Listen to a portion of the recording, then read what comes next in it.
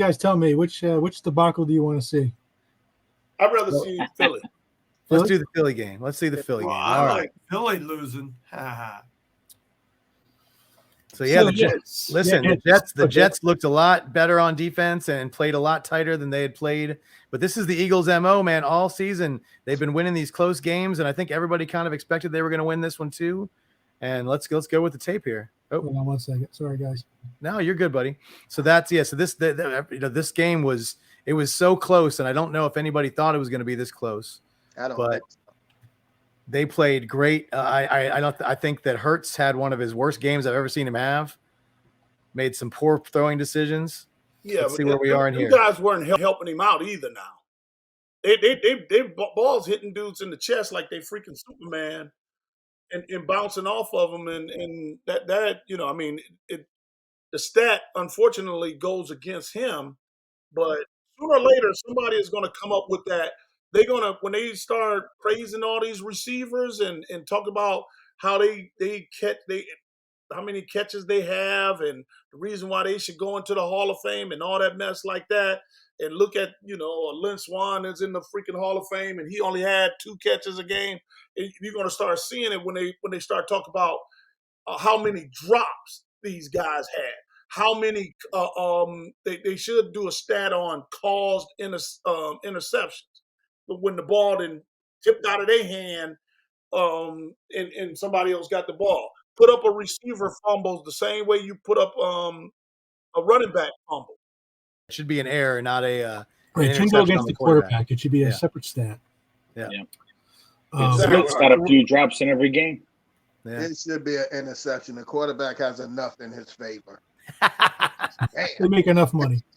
That's right. But they're remember, they're not making money because of their talent. They're making their money because of ticket sales and advertising and marketing. No one is getting paid in football right now because of their freaking talent. There's nowhere in the world anybody going to ever get me to believe that. Now, we can stop all conversations and running tape and any of that stuff. There's no way anybody's going to tell me that you're actually paying this guy whatever, $10, $20 million a year because of his talent. And there's no one looking that much better than the next guy. Look at the guy. Go to Frisco. Put him on a split camera, on a split screen, and you're going to tell me Purdy is looking worse than, don't look as good as this guy or anybody else that's in the freaking league right now? You can't use Purdy. He's an outlier, man. He's an outlier. You want to outlier? Yeah, he is not the norm, man. He's the last pick in the draft. He's playing as well. Nobody's playing that much better than him, but he's also an outlier. Okay, well, so give me my guy. Give me what's the kid name in Washington? Oh, don't you be talking about my Sam Howell. You know what I'm saying? My future baby. No, I'm not talking about it. I like the kid. I like the kid, but he's not making $20 million a year. And who's looking that much better than him? Listen, he's looked great this season, but he ain't gonna last the season if he spends any more time on his back, and that scares me. But if he gets through the season, Pep, when his time comes up, he will get 20, 30, 40. Daniel Jones getting 40 million. They're going to start pubbing him.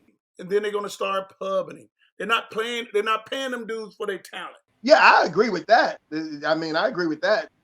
But I think right now in the NFL. What you know, but I really think that what's going on right now in the NFL is that everybody needs a quarterback. And once you find a guy who is serviceable and it doesn't have to be great, just has to be able to do what you want, which they call like a system quarterback. I think then that's the guy that you want in there. If he can stay healthy and if he can throw more touchdowns and interceptions and doesn't make mistakes, then that's your $100 million man.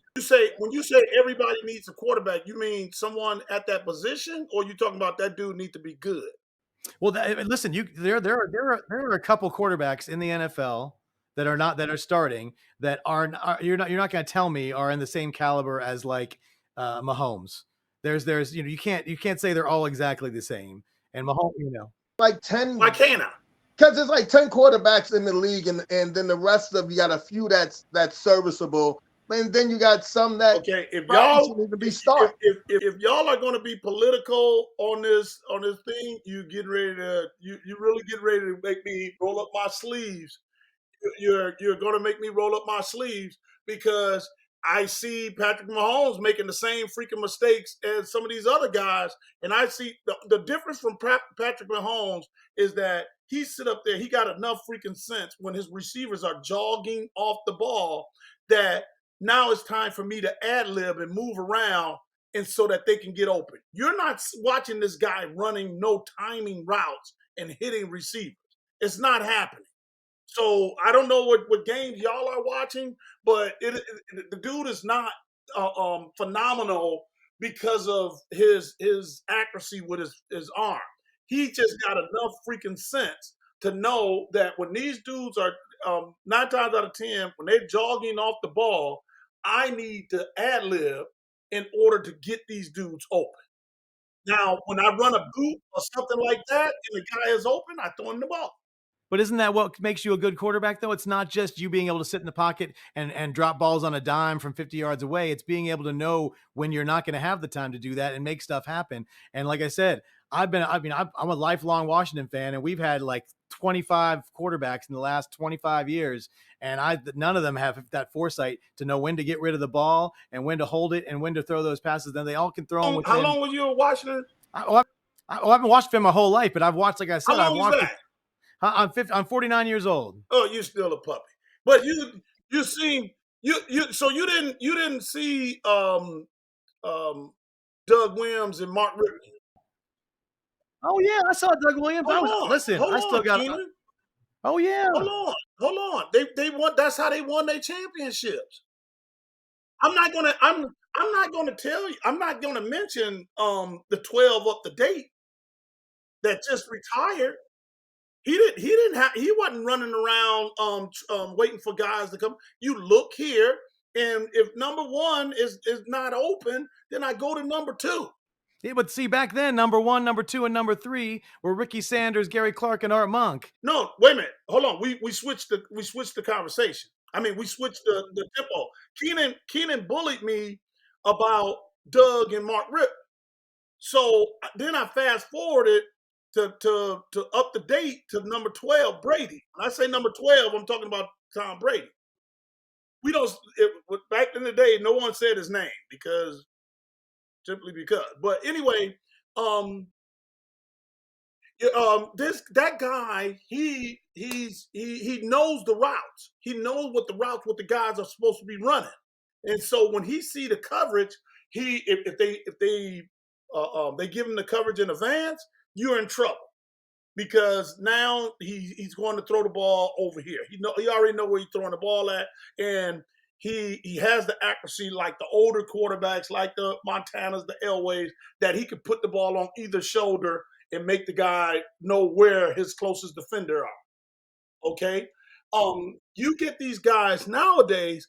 This is kind of like the conversation we was having before we even started the show. That these guys are like college quarterbacks. They're like Roethlisberger. Not taking anything away from Roethlisberger because he got away with murder, but Roethlisberger he was still like a college quarterback in my mind because he threw the ball when the guy got open. When the guy got open, not throwing it to a spot and the guy is going to turn around and the ball is going to be there. That was the difference between NFL quarterbacks and college quarterbacks. Now these guys, what everybody, because you have a lack of coaching in the freaking league, that they can't coach that, and they don't know how to get the receivers to run. They want to keep them on the field, but they can't get them to run. So we got to make up for it and have this quarterback to save our butt that he can move around. And no one is. I'm sorry. It's hard staying with those guys for that long. for that period of time. And then when you have someone with a relationship like Mahomes and Kelsey, and really Kelsey is just, he's the check down back. He allows them the privilege of keeping a back end to block for him, so they at least going to have 6 to block all the time, and he can leave out. And when he leaves out, his job is just when Patrick Mahomes came from, if this one guy is supposed to be open, if he can throw the ball to him, fine and dandy. If he can't, it's my job to find some open spot. And if they're in the zone, it's easy for it. And it's ridiculous to me because no one stands in front of him and make him throw the ball over their head. Well, he kind of, a lot of times, he boxes them out, though, Pep. It ain't like No doubt. they try. No doubt. Like you but said, he's not Eric Green. Bullies up he's not Ben Coates. Yeah, exactly. Them dudes is big. They're like Bob Lanier on the box. Dude, that's when you boxing somebody out. But all that is, hey, Gronk used to do the same thing. And they have good enough quarterbacks now. Patrick Mahomes, he does have that freaking accuracy that he can throw the ball away from. It's an entry pass like a 4-point guard. That's what Keenan did. Everybody, is just take a break. He was a point guard at Teaneck High School, and it probably was 2 and 20 every year that he was at point guard. And I'm probably the best point guard you ever played with. Ooh. With the quarterbacks, and I really believe this. You can say a quarterback is better than another quarterback because of their stats or anything like that, but as part of a team, the quarterback is like is the ingredient that makes the sauce perfect. Okay, so if he's got the right kind of players that run the thing that he's used to, the thing that he's good at. I mean, for instance, you put a guy like Michael Irvin, who ran very precise routes, with Troy Aikman, who threw the ball before he even made his first cut. Pepper will tell you, right? And the ball was where it was supposed to be, and Michael was where the ball was supposed to be, and that's how they did things, right? I'm not going to totally agree with that Michael Irvin was running precise routes, but he was the connection guy in Troy threw the ball in his area, and Mike would come up with the ball. That's what I'm saying, though, Pep. Hold on right quick. That's the difference between the quarterbacks. You can throw them before they break, but there's also quarterbacks with the confidence to throw to their guy when they're not open and trust their guy. A lot of quarterbacks in the league won't let it go. Like Mahomes is going to let it go and trust his guy.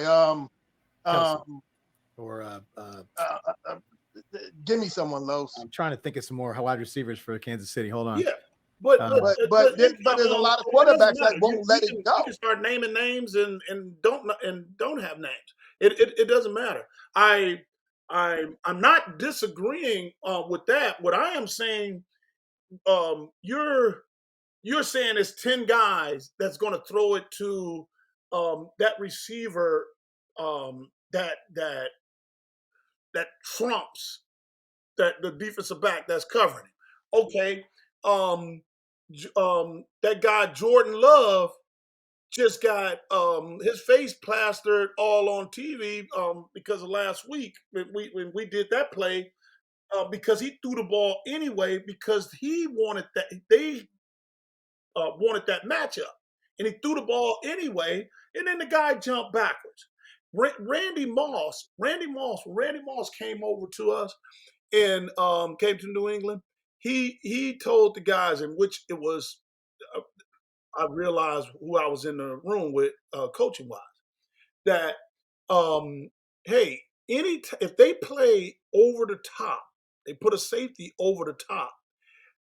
He said, I got my money on me on any freaking safety in the league.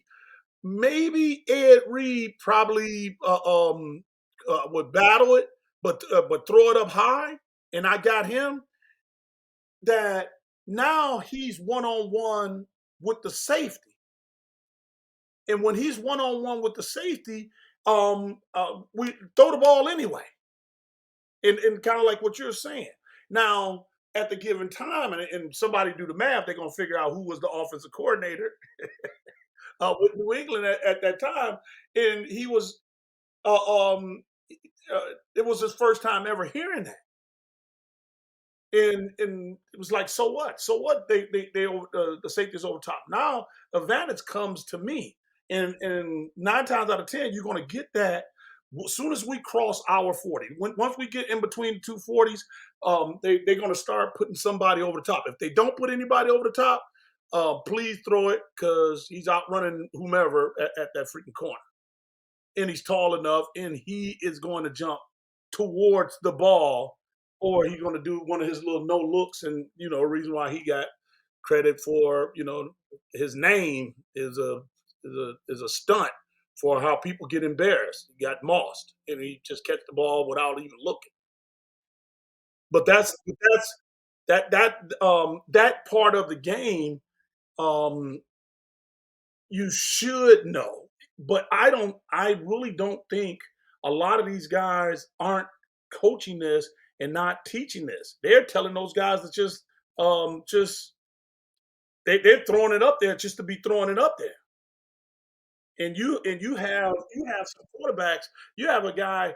I had a guy talk to me, and I didn't really want to get into it because I felt like I didn't really know to do well enough to start teaching him football. But he tried to tell me that Revis shut down Moss. And I'm like, okay, and why would you say this? Because the only time really in my mind that somebody is shutting down somebody is one-on-one in practice.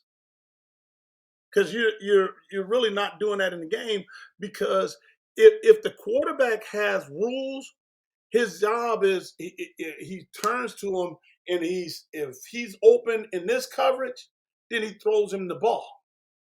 If it's this coverage, he's not the receiver, then we're not going to him. So if they're double covering Moss, or Revis is inside leverage, and we're not calling routes for Moss to get the ball on inside leverage, how is that considered credit for the defensive back? You got what I'm saying? Like it doesn't. Well, in that world, and if you played the game and you coach the game, that no one is really shutting down anybody. No one gives Mark Collins credit for shutting down Jerry Rice because they said we played too much. But Mark Collins shut down Jerry Rice because he put his freaking hands on him every time when he snapped the ball.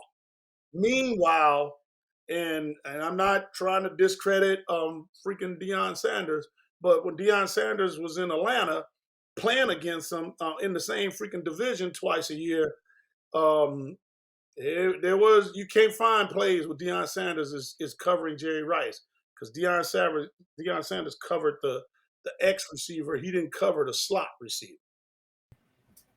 They have some with him and Jerry though. Don't get me started. Yeah. But when he's not in Atlanta. Okay.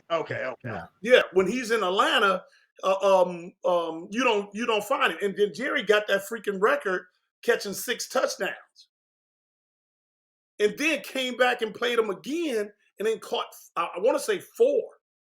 So whatever we want to say about that guy, he didn't go over there and cover that dude. Now he goes and cover him when he goes to Dallas, and you don't got Joe Montana throwing the ball. You got Steve Young throwing the ball. It's a big difference. All right, let's watch Philly. All right, so anyway, we started this talking about quarterbacks and wide receivers. Let's see what happened in the last 2 minutes of this game. Obviously, Philadelphia, one of the best teams in the league, undefeated to this point. 2-point lead with 2 minutes to go. You got to eat this clock, right, Pep? Yeah. Well, they might be looking at it that, hey, we just go ahead and push the ball down the field, And it doesn't matter because our defense is kind of holding the Jets up. Right. But What you missed between. I'm not disagreeing with you. Yeah, you want to. Yeah. You want to bleed as much clock as you possibly can, Right, but right. you want to get these. You want to get these first down. You shouldn't be looking at 3rd and 9. I'm gonna tell you that. Yeah, well, No. we He's just already got jumped 2 ahead. picks. We just jumped ahead 2 timeouts and a 2-minute warning, and this is where we're at after that last play. So the Jets don't have any timeouts left, and It is. They throw. It ain't much to say about that. Yeah, no, that was a bad. That was Yeah. that was a bad pass. But you're right. Listen, you're right, Pep. Still, The interceptions earlier in the game, a lot of them weren't his fault. They were tipped balls that weren't, the receivers didn't catch. But this one, I was trying to figure out where he's going with this. He didn't see the zone. He didn't. He didn't see that. He didn't see that guy. Just in there. Yeah, when they showed behind him, they showed that view. He didn't. Well, I don't know what exactly he saw, but the guy that ended up getting the interception was more inside, and then he just drifted over there, and he watched him he didn't step into it and all that good stuff like that. Okay, hey Pep. He had no room to step. Since I was watching, SportsCenter and whatever, is there validity to saying the Jets were pressuring him all game, and he started getting happy feet in the 4th quarter? Because like on that pass, when you say he didn't plant because he was kind of thinking about running. He had no room. Well, he had no room because the tackle was right up on him. Exactly. But Carlos, I felt like I'm again, I go from that different world where the quarterback just moved a foot here, a few inches there, and it avoids a sack. You know what I'm saying? And he still can, and he moves like that and throw the ball. Like some of these practices now, I'm interested. I would like to go to some of the practices and see what are these guys doing in practice. Like, because you really need to have your quarterbacks running around and trying to hit targets like the quarterback challenge back in the day.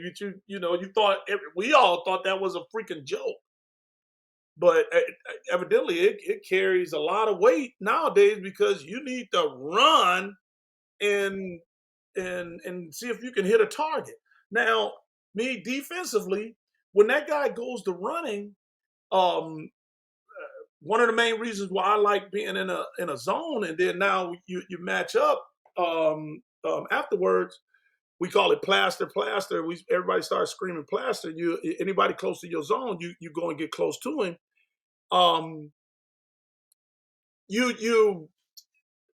The quarterback condenses the field when he runs to one sideline or to the other. And that's, everybody say, oh, he shouldn't throw the ball behind his, throw the ball back and across his body and all that stuff like that. Because, it is a very high chance for the defense to get an interception because you should be plastering the guy. All right, I don't know if you agree with me on this play. So go back to the Jets touchdown. I think that the Eagles let them score this touchdown. Oh, yeah, they did. Because that's the only way they could get the ball back. Because they knew if they ran that clock down, it's just all they got to do is kick the field goal, and that's it. The game's over. Yeah, they definitely let them score that 100% touchdown. right. Yeah. I mean, So if you watch this, just they're in an I formation. I mean, it's very basic. And you watch them run this in. I mean, it's a walk in the park. Yeah, they let him go. For sure. 25 didn't even. He's playing flag football with him. He taps him. Yeah. But he should 52, be doing that. 52 didn't move either. Yeah. That's the right call. That's the right call. That's what you do in that situation. Man, y'all get out of here. That's the right call. That's the punt. You got to punt. Listen, I am not letting anybody field goal wins the game. So you don't let them run the clock out. I don't have to do nothing. You have to let them. All right. So what you do by letting this happen though is then you put the ball in the hands of your offense to go down and win the game. Versus, do you not have one of the strongest offenses in the league? Against the Jets. We went to Super Bowl 25 by knocking the ball off the running back and then somebody falling on the damn ball. And then our offense got the ball and went down the field and kicked the field goal. Right. Dude, literally right now. I'm not letting them score, Keenan. You can say whatever you want. Well, if I'm playing against you, I'm kneeling down, running clock, and kicking the field goal. And then I'm going to block the field goal. There you go. Yes, I'll put my offense on the field and let them win it. yeah, there's nothing. My offense haven't scored. It ain't like the score is Pepper, I paid them enough money to go out there and win this game. The score is freaking 14 to but they in field goal range. It doesn't matter. Not even not field goal range. They on the chip shot range. Sorry. Well, listen, once again, that is the old school mentality of you guys are playing, you're the defense, stop them. Yeah, that's the linebacker. And then block the field goal. That's not Coach Pep. That's linebacker Pep talking. Oh yeah, and you want me to give you another one? When what's that play? You know, Peyton Manning. It's big on his resume when he keeps the ball and run around the end and he runs to about the 4-yard line and then he falls on the ground and he kneels down and it ends the game. See, right then, now everybody's all happy. Oh, yeah, he did that, and he don't allow so and so to get back on the field. So his, the defense don't put the defense in an ugly situation. Why not? Why not? Because their defense wasn't like that. We covered every freaking thing. Right. But Exactly. your defense was like that. But their defense wasn't like that. Peyton didn't have the Big Blue Wrecking Crew. That's why we got Keenan on the show, ladies and gentlemen. That's why we got Keenan on the show. Because that's my whole point. I'm sitting over there. I'm put my offense on the field, Pep. And we giving up 30 points a game. And kneel, Peyton, kneel. All right. Well, listen. All right. So they got the chance to get back on the field. They're trying to go down, and another interception. No, that's it was close. Yeah, but he had a guy that was over here. It didn't matter. And I'm sorry, that pass. Yeah. That pass. If he threw that ball on the other side of these. Okay, so the right hash. If he could throw that ball all the way over there on the right hash. See, he's standing on the left hash. Mm-hmm. If he could throw the ball all the way over there on the right hash, but like between the right hash and the numbers, I think we got something. I think he got something. Let's see. He don't throw it. He don't get it that far. It's on the same freaking hash. But Brown was over there. Smith. That was Brown on the bottom. Smith's too small in that situation to be throwing that anyway. But Keenan, I'm telling you, if he would have threw the ball in the area and let him go get it, where I was talking about. Okay, I see what you're saying. He would have just ran by him. Let him run. Yeah, try to run under. Let him run and just go get it. Yeah. I'm with you. That's Keenan McCoy again, ladies and gentlemen. He learned something from Pepper Johnson because he's a basketball player. I'm a sports guy. There you go. There you go. All right, we got one. Guys throwing deep passes too is difficult. It's hard to find them because they, you get the taller defensive back and you can mess with their vision a little bit. So they need to be open. They got to be open. Now, some of the guys can do that, and that Tyreek cat, he figured out a way to do that, but I won't think jamming. I don't even understand. All right, we got one more game. Let's go over. One more game. So the Jets beat the one undefeated team, and here are the Cleveland Browns trying to beat the other undefeated team. Okay, and let's start this one off, Jeff. Why are they giving Jim Schwartz so much credit? Oh, they give him a lot. Wow, they was. I'm sorry, I didn't watch. This game wasn't on TV. They went back and forth, so I've seen some of the crucial plays, but I don't know how much you guys got information from it. But no, I was watching my Washington beat Atlanta, and then I saw the end of this game afterwards. They giving them credit because the defense is playing well, and they had personnel prior seasons and didn't play well as a cohesive unit. He has them So playing, dude. They're playing, Pep. his They're his playing. his his agent don't have anything to do with the guy that was making that announcement. He don't represent both the guys, and they giving him credit just to be giving him credit. Well, no, it could be a little bit of that, but in this case, like he took the personnel that didn't play well last year, and pretty much the same personnel. They're the number 1 D in the league right now this year, statistically. Yeah. Now you're sounding like Carlos, and you start, boo. Don't talk about no freaking stats. I'm just He's saying, right. We got to get. they're Right. playing, Pep. They're playing. Run it, Ken. Good. Let's see what we Okay. got. I mean, Let's it's see what's fine going and on. dandy. This. Schwartz, he is a good guy to play for because he's simple. He's cut and dry. He's honest with a lot of the guys. He have his coaches do the dirty work, and addressing some of the guys. But for the most part, he let you do your thing. I mean, when he was our coordinator in Buffalo, that was one thing that I liked about him is that he let me do my thing, and he just backed away and he just made his call. And I don't know. You guys again. I'm quite sure a Cleveland game is going to come on now. And I can watch him. But that guy does not. This is the reason why I like Jim Schwartz. Is I call him Schwartzy. So hopefully he watched the show and somebody watching and they say I call him Schwartzy. It pisses him off. He gets red in the face. But anyway, he does not have a call card. He's still old school. He calls from his hip.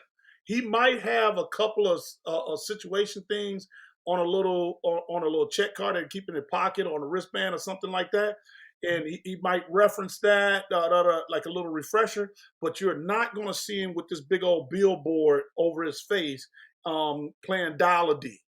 He's calling defenses from his freaking from his heart and from his gut, and what he's feeling like, what is working that given day and that situation and all that stuff. So I He like that. deserves a hand for that. yeah, he does. He the Schwartzy.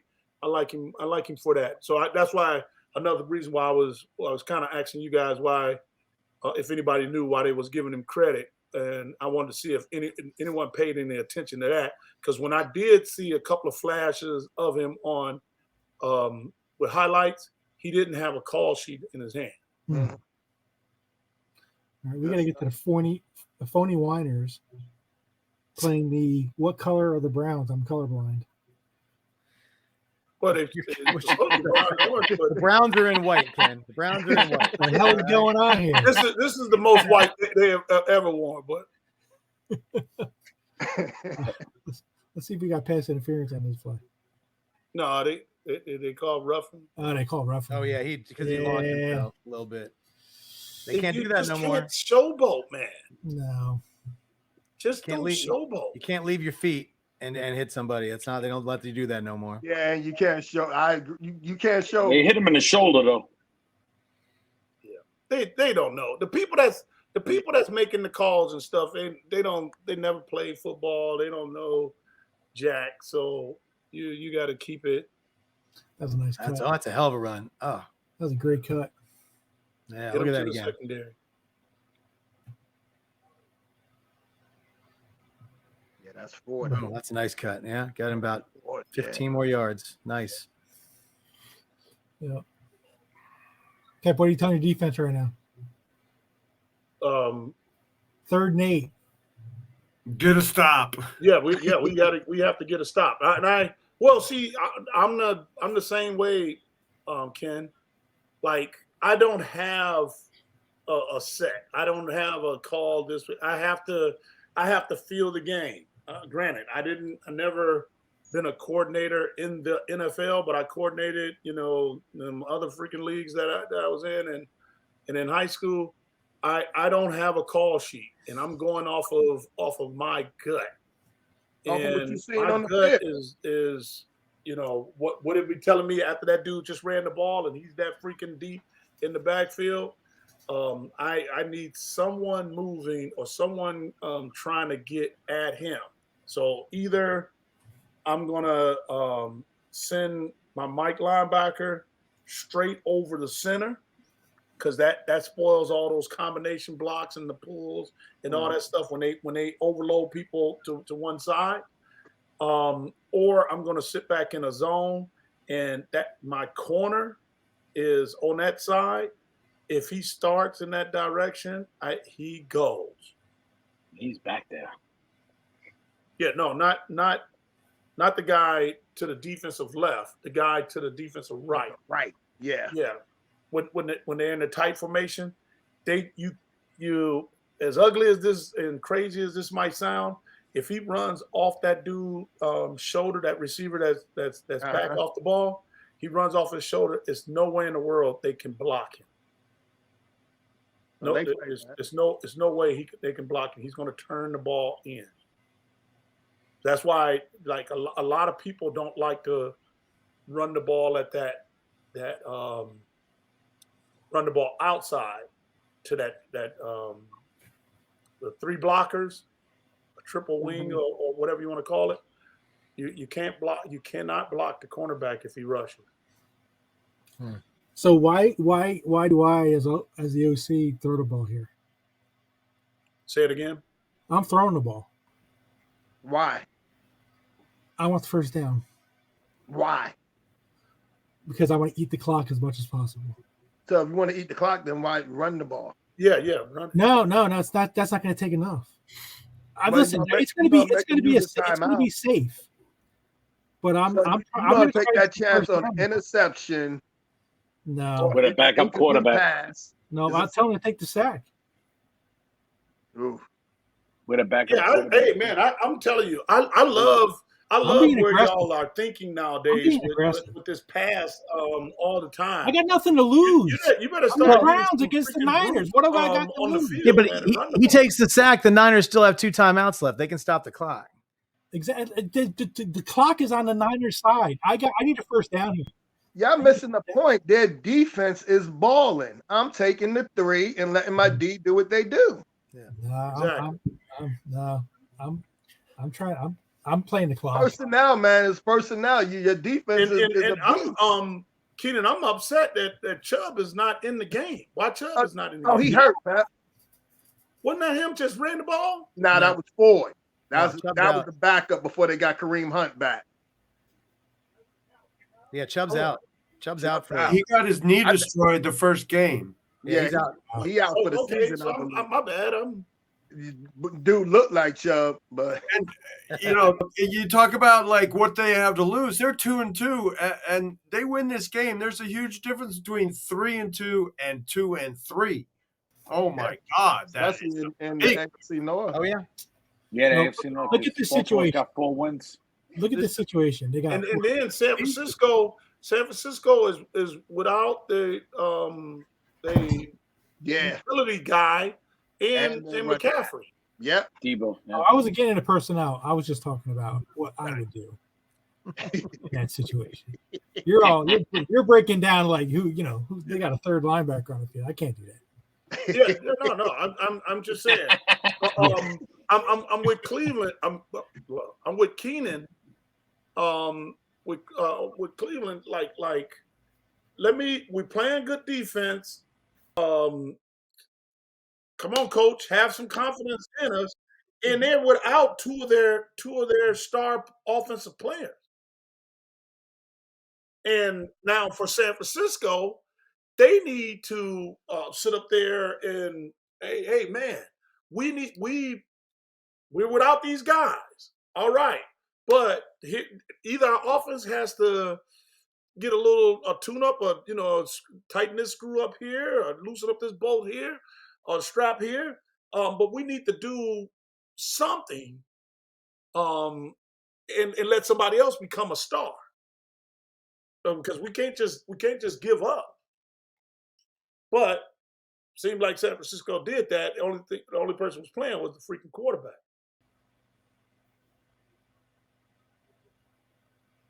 That was bad. Nice catch and run. Yeah. Yeah, when that guy ran up to him, and I don't know what that was. And he just, I don't know if he was reaching for the ball or what, but that was so bad. I don't know. Right there, what is that? Yeah, what was that? Yeah, wow. 44. That is so bad. He couldn't he wouldn't want to come back to my freaking meeting room. Right? Player or coach. Yeah. Because I'm gonna kill him if he's my teammate and if I'm coaching him, I might not let him in the room. See, right now the offensive coordinator in me is screaming at the defensive coordinator and Pepper saying, "See, I told you they were going to drive right down the field and kick a goddamn field goal." Yeah. Yeah. Uh, And Pepper said, "But you didn't see 25." And this is Like I said, this. Yeah, but see, they Cleveland and Schwartz, he never thought 44 would run over there and flag the guy. He tackles the guy. They're not getting that close. It's not that much drama. You know, we was talking to, you know, the same thing. You know, we're talking about our game. You know, you got people hustling down the field, and you play a zone for that reason, so that you can get more than one person or two people around the ball. You can get a lot of people around the ball to make the tackle. But yeah, you sit up here and you play the man, or you have one guy that's sitting up there and he looked like he's worrying about tripping over somebody else. I don't know. I don't know what that was. I don't know. I really don't know what that was. But at the same token, and I hope this get out that the weakest position in the freaking NFL right now is the linebacker. The linebackers. Linebacker, hand down. I think I would argue. I was talking to someone today. I think good offensive linemen are harder to find nowadays. You know why, Keenan? Because look what they asking them to do. They asking them to get 320 and then go backwards faster than guys that they can't outrun going forward. Yeah. Okay. And just like what we was, you know, when we started the thing off about the Giants, your opinion of the Giants offensive linemen not being brutal enough to go out there and just run off the ball and go knock those dudes back. Yep. That was the whole deal. Like once upon a time, my guys, when I was talking about, you know, Joe Gibbs and Parcells in the pissing contest, my guys are better than your guys. My guys are going to knock your guys off the ball. They never knocked us off the ball. I don't know why Joe kept doing that. Hey, Jeff, smile, man. Listen, you don't listen. I loved that time. Listen, my skins got like 3 rings during that time. I'm good. You know, during that 10-year period where we were playing. Not while you weren't playing all 10 of those years. I know. Okay. But we got time. It's just everything after that. You know what? To me, it was this is the only time to me where people can, you have an argument about a division, a league, you know, a conference or something like that. The NFC East was smashing people in the face. You can't say anything really bad about the conference, because we had like Washington that was on the top tier offense that was in the league. You had a couple of defenses from Philly and us that was doing their thing. Dallas was still trying to recover from blows and all that mess. We don't talk about the Saints. We don't talk about the Cardinals. They were just kind of there. But still, the Cardinals would always, like, they would beat everybody outside of the conference and then come in the conference and then, you know, get slapped around a little bit. And some games was close. Like Louis Sharp is a good friend of mine, and he was like, we beat them all the way to Arizona. All 4 of our teams beat them all the way from St. Louis to Arizona and out of our league. Kept beating them. and out. That's it. They couldn't But hang with the we NFC. end up taking their biggest threat away from them. They only hope, and that was O.J. Anderson. Because he hurt us. He would hurt us every time he played against. That guy did a move. OJ did a move, and I'm sorry, I have to say this. Mm-hmm. Because this was in '85. I come in '86. Right. And Gary and Harry is not going to like me, but it is what it is. He was running, and he stopped. He planted his foot right in the hole. I mean, well, it was outside the hole, and Gary and Harry ran into each other. OJ jumped back, kicked on his heel, and then took off back running. This is Harry Carson and Gary Reasons. Gary Reasons. Gary Reasons.